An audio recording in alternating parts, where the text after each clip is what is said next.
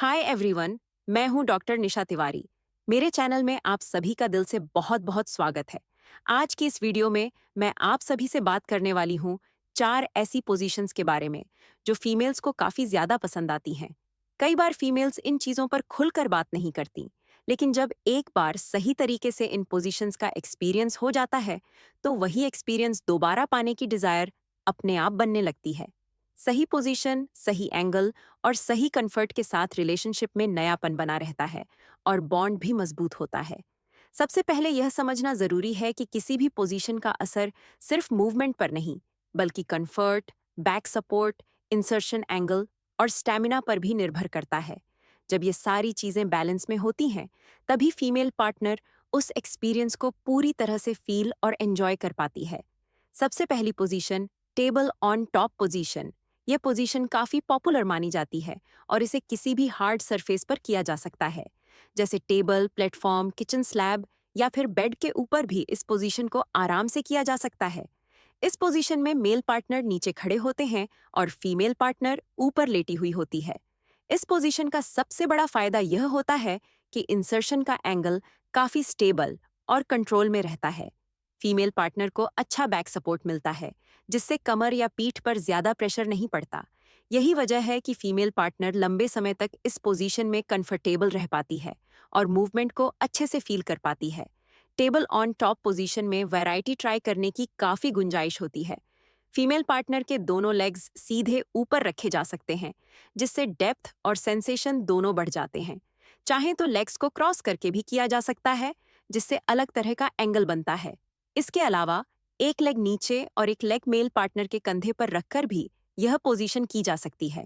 इन अलग अलग वैरायटीज की वजह से यह पोजीशन फीमेल पार्टनर के लिए ज्यादा एंजॉयबल बन जाती है।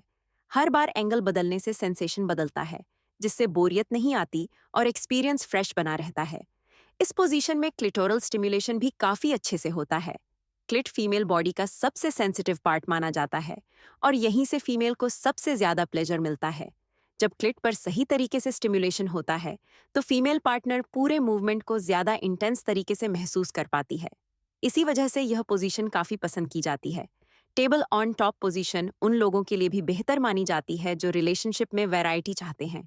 रोज एक ही पोजीशन को रिपीट करने से बोरियत आ सकती है, लेकिन इस तरह की पोजीशंस रिलेशनशिप में स्पाइस ऐड करने का काम करती है। Number 2, position, missionary position. Missionary position को अक्सर लोग बहुत सिंपल या बेसिक समझ लेते हैं, लेकिन अगर इसे सही तरीके से किया जाए तो यह फीमेल के लिए काफी ज्यादा सेटिस्फाइंग बन सकती है।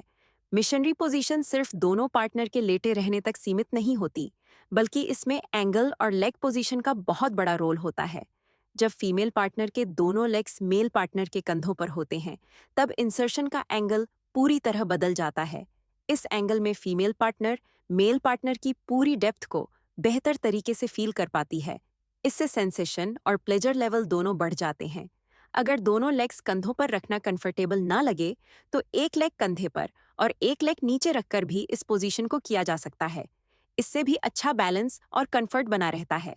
इस तरह के छोटे छोटे बदलाव मिशनरी पोजीशन को काफी ज्यादा एंजॉयबल बना देते हैं। इस पोजीशन में क्लिटोरल स्टिमुलेशन भी बेहतर तरीके से होता है।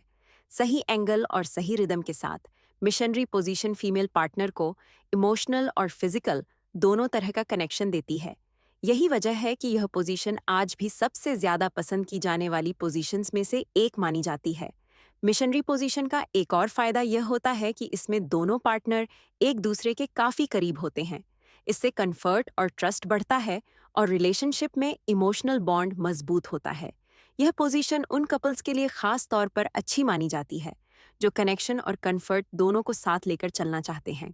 अब आगे बात करते हैं नंबर 3 पोजीशन की, जो काफी चर्चा में रहती है और जिसे लेकर कई लोगों के मन में अलग अलग राय होती है। Number 3 position, doggy style position. Doggy style position को लेकर यह देखा गया है कि कुछ फीमेल्स इस पोजीशन को अवॉइड करती हैं, जबकि कुछ को यह पोजीशन काफी पसंद आती है। इसका सबसे बड़ा कारण होता है कंफर्ट लेवल, बॉडी कॉन्फिडेंस और एक्सपीरियंस।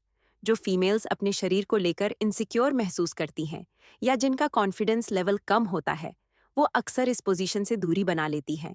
वहीं दूसरी तरफ जो फीमेल्स वैरायटी पसंद करती हैं, नए एक्सपेरिमेंट्स को लेकर ओपन होती हैं और एंजॉयमेंट को प्राथमिकता देती हैं, उन्हें डॉगी स्टाइल पोजीशन काफ़ी सेटिस्फाइंग लगती है।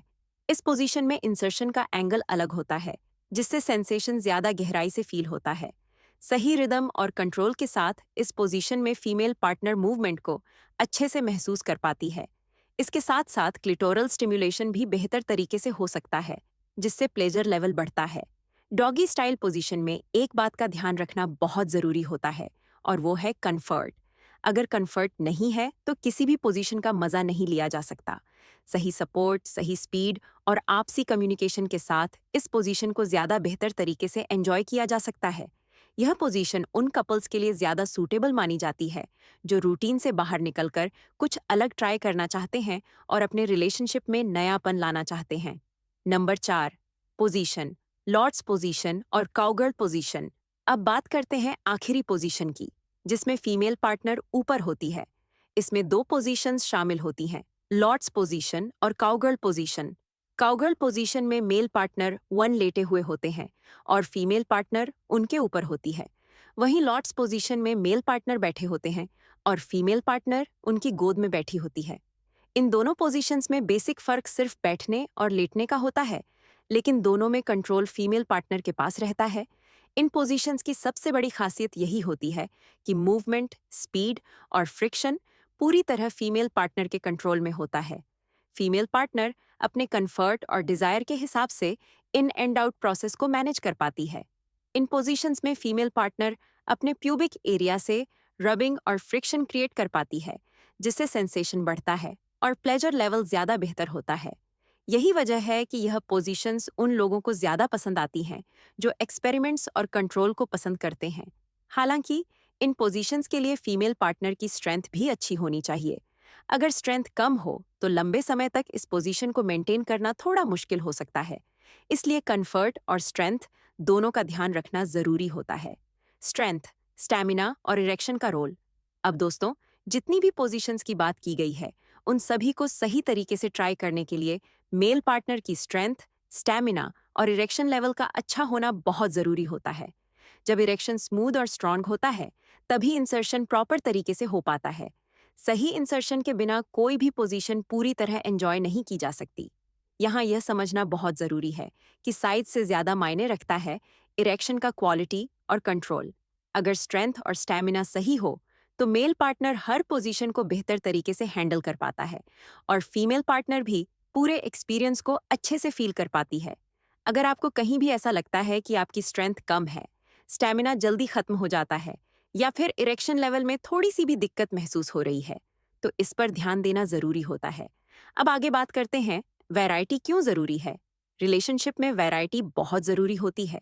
रोज एक ही तरीके से एक ही पोजीशन में चीजें रिपीट करने से धीरे धीरे बोरियत आ सकती है।